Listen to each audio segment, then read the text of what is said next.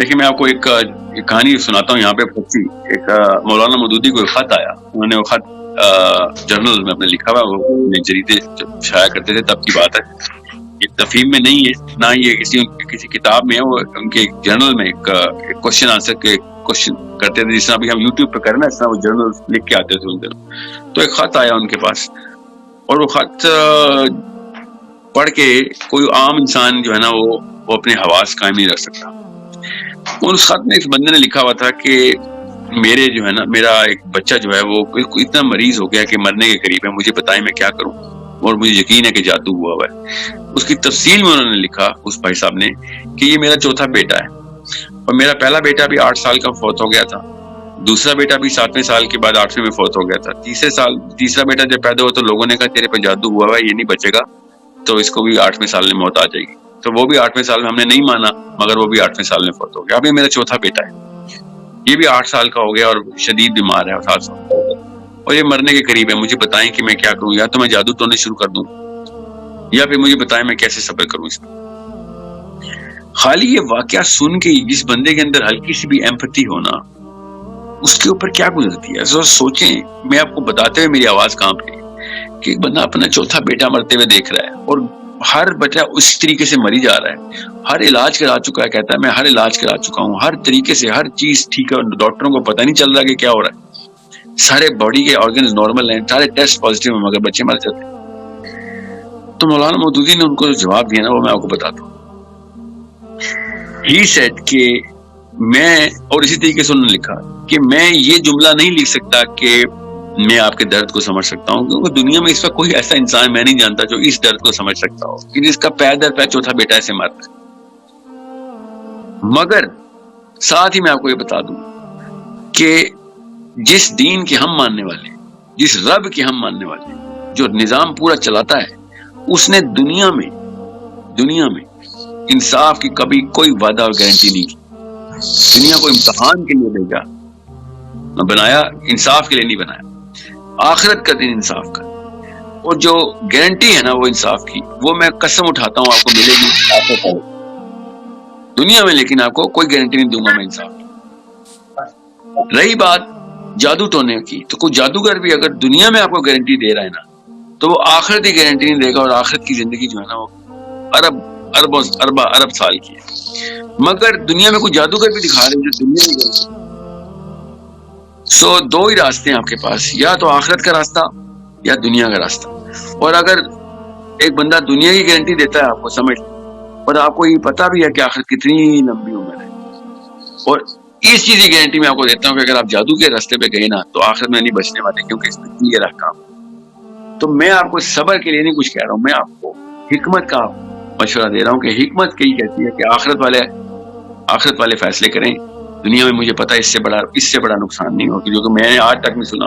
ایک بندے کا 8ویں سال میں ہر بچہ مر جاتا اور پیدر پہ مری جاتا ہے. یہ فلسفہ اتنا کلیئر تھا جب میں I think I was a teenager when I read this journal from question answer. اور الحمدللہ ماں باپ کو میرے اللہ تعالیٰ نے درجہ بلند کرے, یہ فلسفہ بچپن میں ہر مسلمان کو دیا جاتا ہے. تو مجھے کوئی زیادہ اچنبھا نہیں ہوا تھا مولانا مودودی کا وہ جواب پڑھ کے, مگر الحمدللہ ری انفورسمنٹ ہوئی تھی کہ ہاں فلسفہ اسلام بھی یہی ہے. نبی علیہ السلام بھی یہی بات کرتے رہے, صحابہ بھی اسی وتیرے پہ رہے, اور کوئی بھی نقصان کسی بھی نفس کے اوپر بوجھ آ جائے تو یہی حکمت کا تقاضا ہے کہ دنیا میں کتنا ایک بوجھ آ جائے گا, زیادہ سے زیادہ مار ہی جائیں گے نا. نقصان کو دیکھنا کیسے ہے, اگر آپ کسی پہ اللہ تعالیٰ بوجھ ڈالتے ہیں تو وہ اسی چیز کا اللہ تعالیٰ نے ریفرنس دیا ہوا ہے کہ کتنا ایک بوجھ آپ پہ ڈال دیا جائے گا, زیادہ سے زیادہ کیا ہوگا جس کو آپ بوجھ کہہ رہے ہیں. سو انڈرسٹینڈ,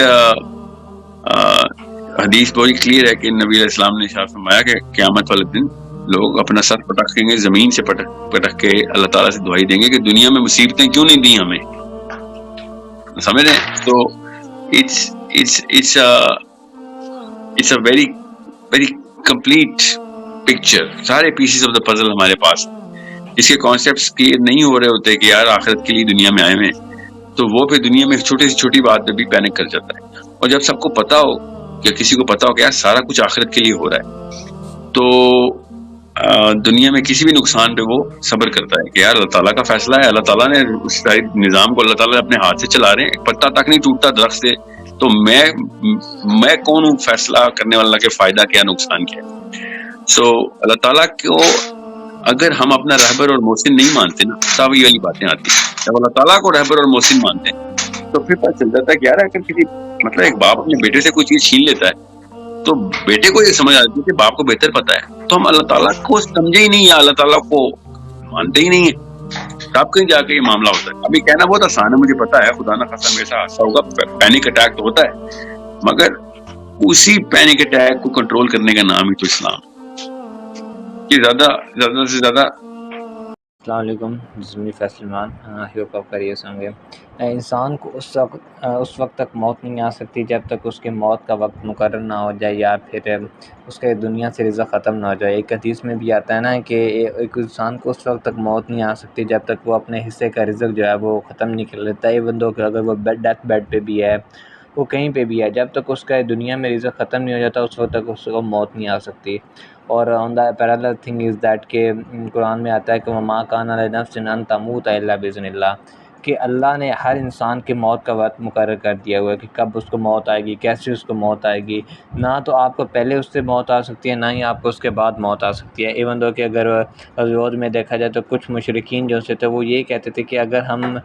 جو فوج ہے وہ بہت زیادہ ہے، اگر وہاں پہ ہم گئے تو ہم شہید ہو جائیں گے، ہم مارے جائیں گے. تو اللہ سبحانہ وتعالیٰ نے یہ فرمایا تھا کہ اگر یہ گھر میں بھی رہے نا تو پھر بھی ان کو موت آ جائے گی. موت یہ نہیں ہوتی ہے کہ اگر آپ جنگ میں جا رہے ہو، آپ کوئی بھی اس طرح کی ہارڈ سٹانس لے رہے ہو تو آپ کو موت آ جائے گی. جب تک آپ کی موت نہیں لکھی ہوگی اس کے علاوہ کبھی بھی کوئی بھی ایسی سین کریٹ نہیں ہو سکتا ہے، کچھ بھی ایسا نہیں ہو سکتا ہے کہ آپ.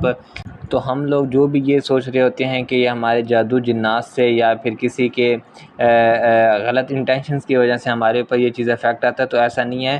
وہ چیز پہلے سے ہی آپ کے نصیب میں لکھی ہوتی ہے، وہ پہلے سے ہی آپ کا ایک فیٹ بن چکا ہوتا ہے کہ جس کی وجہ سے آپ کے اوپر وہ چیز امپلیمنٹ ہو رہی ہوتی ہے. اگر آپ اس کو اسلامک پرسپیکٹیو سے دیکھیں گے، اللہ کے بتائے ہوئے احکامات کو اور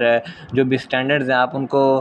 کمپرومائز نہیں کرو گے تو کبھی بھی ایسا نہیں ہو سکتا ہے کہ وہ چیز آپ کے اوپر افیکٹفل ہو جائے، وہ چیز آپ کو ہارمفل ایک ایکٹ کے ذریعے آپ کے اوپر نیگیٹو امپیکٹ کریٹ کر رہی ہے. ایسا نہیں ہوتا ہے.